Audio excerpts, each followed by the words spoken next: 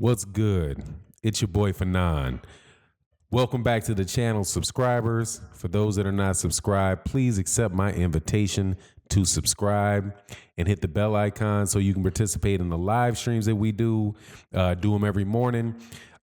Really very mature boxing conversations, and I think that you'll like the environment, so I hope you accept my invitation to attend. And also thank you to everybody that supports the channel.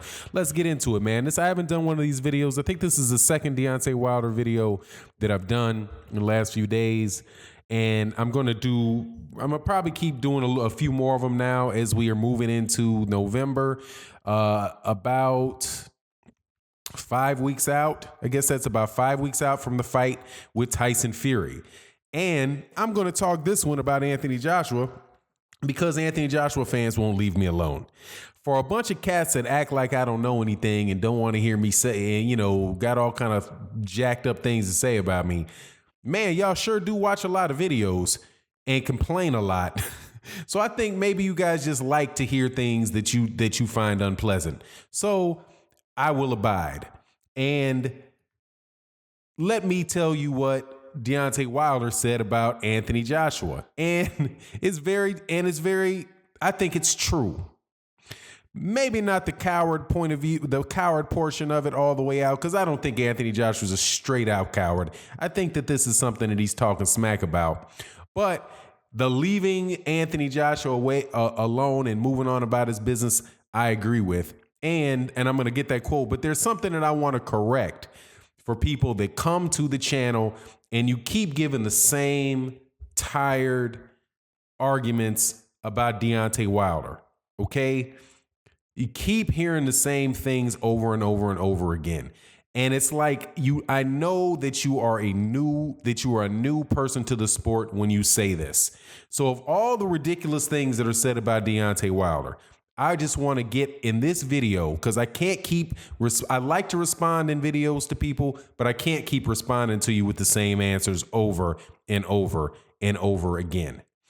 So there's a myth out there that is started by I don't know who, but keeps getting repeated over and over again that Deontay Wilder has never fought anybody in the top 10 rated heavyweight. Which, if you know anything about sanctioning bodies, if you know anything about the structure of boxing and championships or titles, rather, you know that is absolutely impossible. Absolutely impossible. But for the sake of getting rid of that argument, I am going to go through it for you briefly. Now, let me get to what Deontay Wilder said first and get you nice and mad. Wilder is going to headline a show on Showtime pay-per-view on December 1, and he faces the lineal champion Tyson Fury at Staples Center in Los Angeles, California. Quoting Deontay Wilder's interview with the Fair Game. Speaking of Anthony Joshua, he was just a coward, straight out. He was just a coward. He didn't want the fight. When a guy allows his people to not accept $50 million, that's a guarantee you don't want the fight. When a guy offers me a $15 million flat fee, which is the worst offer in boxing history for a fight of this magnitude, they still didn't want it. With that being said, they don't want the fight. They just want to trick people, manipulate them, contradict, and be compulsive. A compulsive liar is what he means there. We've moved on, and now I'm in the biggest fight in the world with Tyson Fury. Joshua needs someone to narrate the conversation, a middleman. I'm a grown man. I don't deal with boys. I don't need another man to reply to someone else when we are right there FaceTiming each other. I think he's a little fearful of me, so we're going to let him be. Okay, now, without a doubt, I agree with that. Now, as far as the $50 million, the fact that anybody thinks that Al Heyman and the PBC can't come up with $50 million are the same type of people that would believe that a guy can defend the heavyweight championship 7 times. Win a championship and defend it 7 times and never fight anybody that's in the top 10. If you believe that those two things together, those are equally ridiculous. Deontay Wilder fights for the PBC. The PBC was backed with $500 million from an investment fund to help build the PBC. They just did $1 billion, what has been reported by some to be $1 billion fight in August of 2017. If they need to find an investor to put up $50 million, they can find an investor to do that. Whether it was BT Sports, I've heard that rumor that it was that BT Sports was involved in that. I can't say whether that was the case or not, or whether that particular fund would have caused an issue with with them raising the money. I don't know if that BT thing is true or not, but I know that Eddie Hearn said when he was talking about Anthony Joshua, when he was talking about Deontay Wilder, excuse me, not Deontay Wilder, but Gervonta Davis and Tevin Farmer, or Gervonta Davis signing with him, he said that in the United States, it's crazy that a promoter can prevent a fighter from taking a deal because of a network contract. That's what he said about Gervonta Davis. He said in the United States that a promoter can and a network can prevent a fighter from fighting on another network. But that wasn't the case in the UK. So if Eddie Hearn was telling the truth when he's talking about Gervonta Davis, that means the issue with BT might not have been that big. It might not have been an issue if what Eddie Hearn said was true. But as we know, it's Eddie Hearn, so I can't say whether that's true or not. However, I do know for sure that what people keep saying about that, I know for sure that Al Heyman has a track record of making fights that are much bigger than Anthony Joshua versus Deontay Wilder. He has a history of raising large sums of money to be invested in events, to be invested in concepts that he is sponsoring or that he is promoting. So if he says the $50 million is there, I have no reason to doubt that the $50 million was there. And also, Eddie Hearn came out later and said that they never asked for proof of funds. That, of course, Al Heyman could go to a bank or somebody and figure out how they can get their hands on that money. But anyway, you turn down $50 million. The $15 million flat fee is, of course, ridiculous. Eddie Hearn has now moved off of that into saying that he was going to make a new improved percentage-based offer. Anyway, so all of that stuff with the $50 million, I absolutely believe that stuff was there. But this is how ridiculous that I think people are that don't believe that they could come up with that money. You have the same people that say the $50 million aren't real are the same ones saying that Deontay Wilder has never fought somebody in the top 10. Now, first, about these rankings. You are ranked by a sanctioning body. The WBC, the WBA, the IBF, and the WBO all have separate ranking systems. All of them. There's a top 10 ranking system for the IBF. There's a top 10 ranking system for the WBO. There's a top 10 ranking system by the WBA and by the WBC. The champion is the number one fighter. He's not ranked. He's the champion.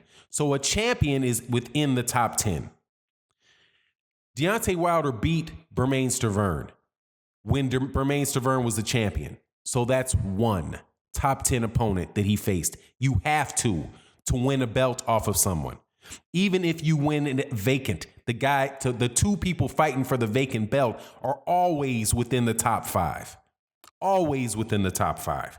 Most times in the top 2, unless in the case of like Vladimir Klitschko versus Anthony Joshua, that Vladimir Klitschko was given, where Anthony Joshua was the IBF champion and Vladimir Klitschko was a former champion who was ranked, I believe, in the top 4, but Luis Ortiz was the number 1. But Bermane Stiverne was the champion when he fought him. When he fought Bermane Stiverne as a mandatory after the Luis Ortiz fight went through, he was the number 1 ranked contender in the WBC. So that's 2. He also fought Luis Ortiz. Luis Ortiz was ranked number 1 by the WBA, and that's why he was the mandate, and he had been ranked number 1 by the WBA for several years before that fight. So that is 3. Gerald Washington was ranked number 9. Was ranked number 9 by the WBC when he fought Deontay Wilder. Eric Molina was ranked in the top 10 when he fought Deontay Wilder. And Arthur Spilka was ranked in the top 10 of the WBC when he fought Deontay Wilder. The only 2 people that were not in the top 10 at the time that he fought them were Johan Dukakis and Chris Arreola. And Chris Arreola was number 13. And Dukakis was number 14. Tyson Fury right now is in the top 4 of the WBC. So of his last 8 fights, 6 of his last 8 fights were against guys in the top 10 of the WBC. And you should know this. Because if you really understand boxing, you know it is in the bylaws of people that you cannot fight. Mandatories are all for the WBC have to be in the top. They have to be in the top 5. They definitely have to be in the top 10. A champion is always in the top 10. You can't, there's no champion fighting that is going to fight and defend 8 times and never fight somebody that is ranked in the top 10. So 2 things that should go away, at least when you comment on this channel, because I'm getting tired of explaining it to you. You need to check the person that tells you that Deontay Wilder has never fought a ranked opponent. And don't come back with BoxRec rankings, with WBA rankings, WBO rankings, IBF rankings. But what mostly happens is this. You looking for the rank, because this is how like rookie some of you guys are. You're actually looking for the ranking of what the guy fighting that he fought, what their rank is right now, even though that he fought him 2 and 3 years ago. So what's Eric Molina's ranking now?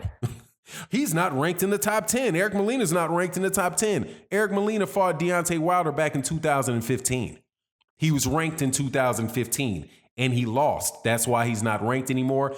And I don't even want to get into how people buy rankings and how they can fight, how when you have a bunch of fighters in a little heavyweight, circle jerk, right, that they're fighting ranked opponents, but won't fight other people who aren't ranked, who don't fight for that promoter. But anyway, it is what it is. I'm not very hopeful that you guys will leave that Deontay Wilder never fought a ranked fighter alone argument, or that you'll stop with the $50 million wasn't real nonsense. But you do have an issue. You couldn't raise an issue with whether or not Anthony Joshua was a coward or not. But hey, that's Deontay Wilder's take on it. And hey, man, it is what it is. So anyway, with that, I'm out. Peace.